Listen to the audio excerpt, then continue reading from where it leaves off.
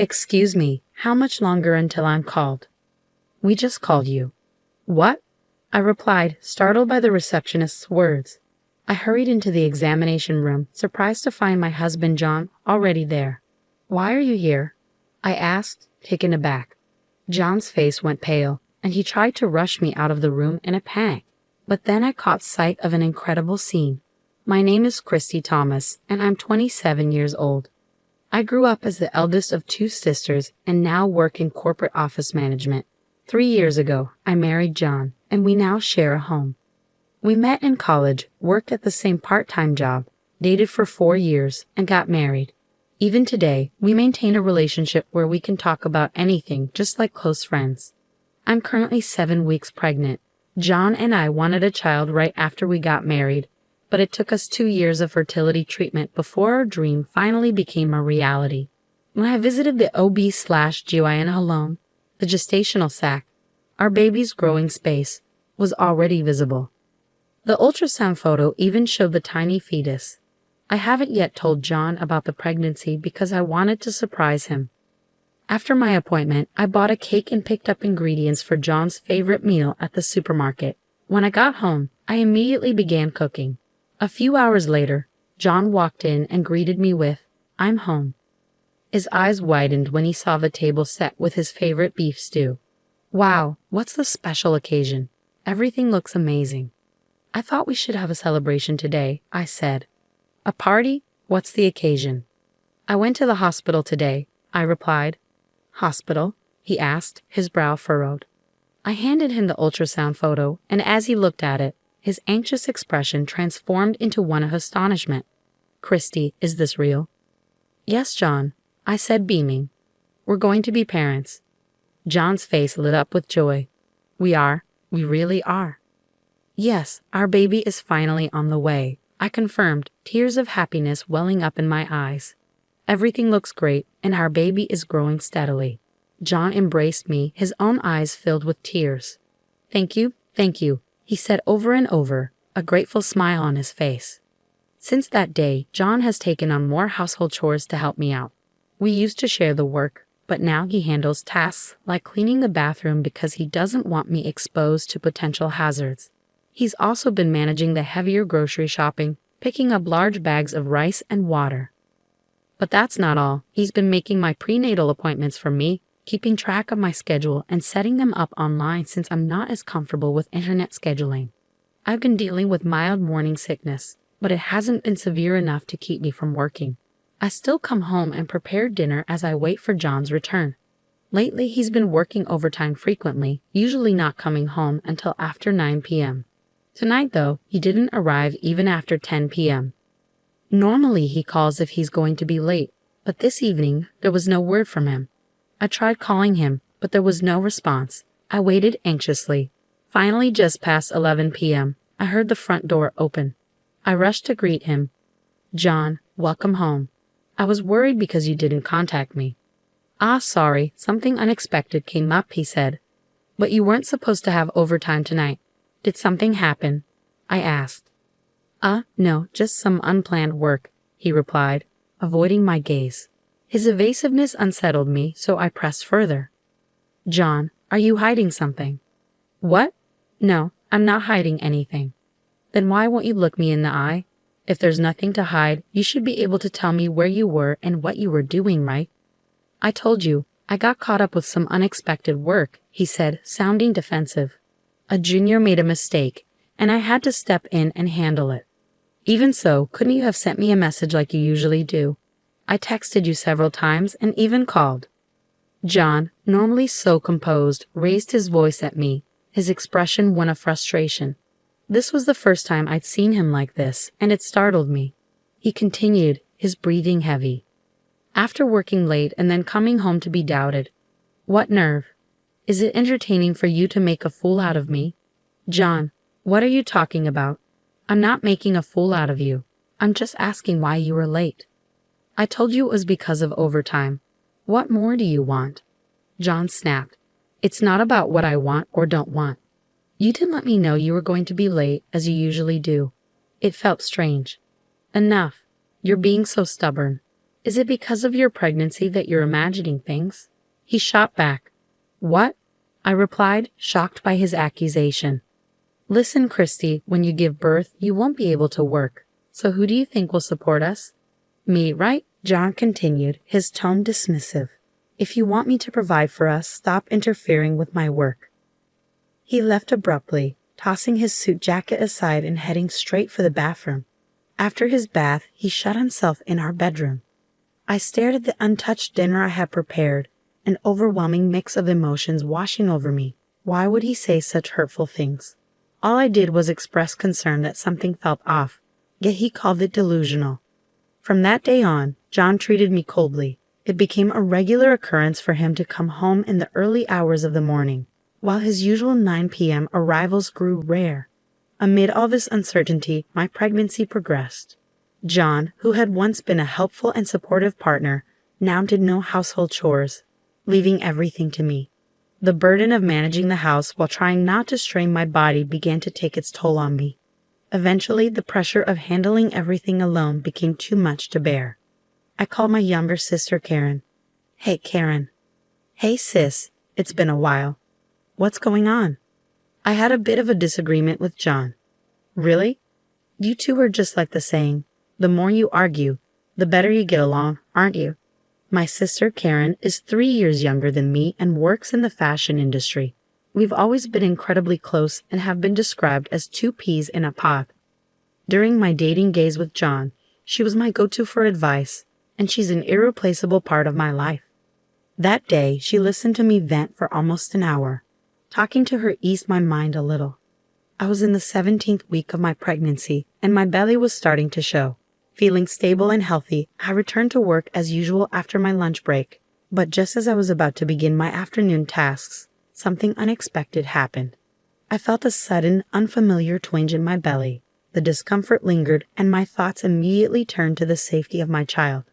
Anxious, I left work early and rushed to the women's clinic I usually visit. Normally, John would handle making appointments for me, but today was unexpected, so I didn't have one scheduled. It seemed I might have to wait a while for a checkup, but the thought of going home in this state made me uneasy.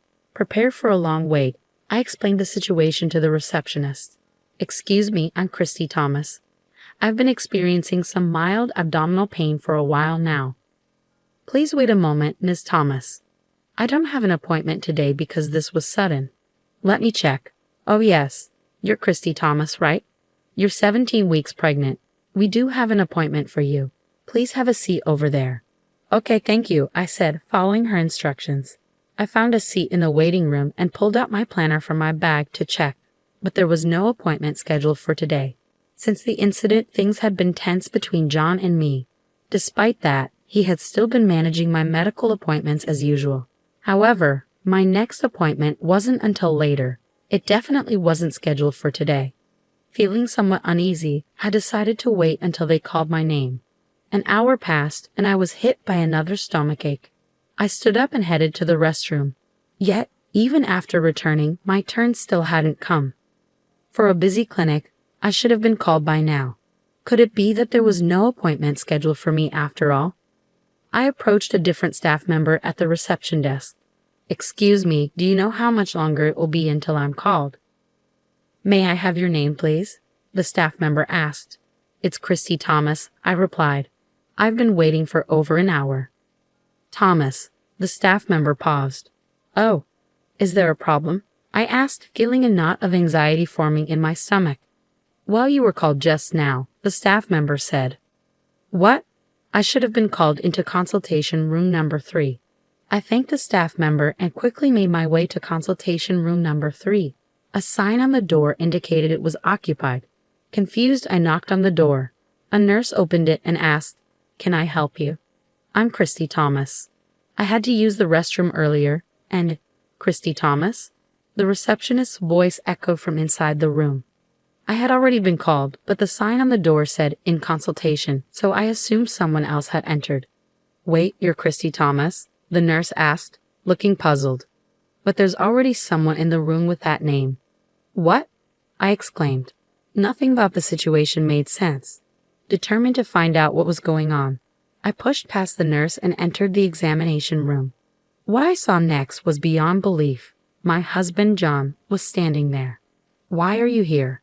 I asked, shocked. John immediately began speaking in a flustered manner. "Christy, what are you doing here?" That was going to be my question. "Why are you here?" I retorted. "Well, he stammered. "Did you make this appointment under my name?" "Why?" "Just leave for now," John said, trying to push me out of the room. Given the bizarre situation, I couldn't back down. "Explain this to me, John." "Why are you here right now?" "I'll explain later," he pleaded. "Just go for now." "No, I want an explanation now. I can't just walk away from this," I insisted. As I argued with John, the doctor, who had apparently just returned from an internal exam, came back looking puzzled. "Wait, Christy," the doctor said, his eyes widening in confusion. "What are you doing here?" "I just got here," I replied. "Then who did I just examine?" the doctor asked. As the doctor spoke, the door to the examination room opened and my sister Karen emerged. "Karen?" I gasped, stunned. I was utterly bewildered by what was happening. Why was Karen here? "Oh well," Karen stammered. Her hesitation only fueled my growing frustration. "Why is the appointment under my name, and why did you just leave the examination room?" The doctor, who had been observing the scene, stepped in. "Mrs. Thomas, I apologize for the mix-up. She was wearing a mask, so I couldn't tell, but I thought it was strange when the baby seemed too small for 17 weeks of pregnancy." It was no wonder the doctor had mistaken Karen for me. We looked so much alike, and the mask made it even harder to tell us apart.